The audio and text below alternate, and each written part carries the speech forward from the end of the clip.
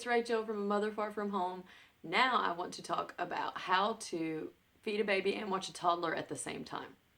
So the first way that you can accomplish this is to give your baby full feeds. And that means, not to where they're too full, but let them feed enough to where they don't need to feed every 20 minutes. If you're trying to feed a baby and mind a toddler and the baby's feeding every 20 minutes, everybody's going to lose it all day long. So encourage your baby to take a full feed and not just 5 minutes and not all 5 minutes. This will mean there's fewer times throughout the day that you have to feed the baby and watch the toddler. They'll be longer, but there will be fewer in number. Second way is to have a regular routine. Now, you don't have to schedule every minute of the day, but do certain things at certain times of the day so that your toddler can get used to it. So in the morning, the toddler might be used to eating their oatmeal while you're feeding the baby, or in mid-morning, they might be used to having their snack or watching cartoons. Or in the afternoon, they might be used to reading a book, or they might even be asleep when you feed the baby. So do certain things at certain times so that your toddler or preschooler gets used to occupying themselves when you need to feed the baby. The third way, and this is the best one, is to feed the baby while your other kids are in their independent playtime or napping.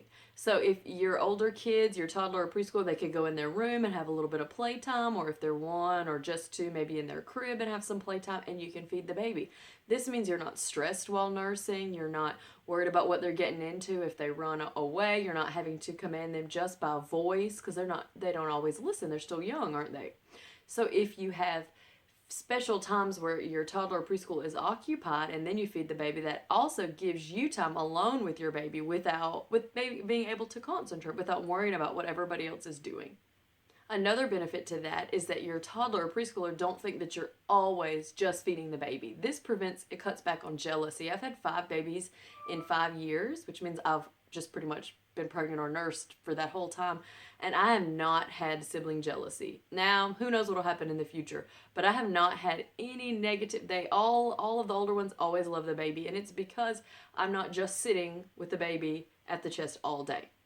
Another one is if they're snacking or if they're around you doing something simple like Play-Doh or coloring, put them in the high chair or the booster seat. This means they can't get away.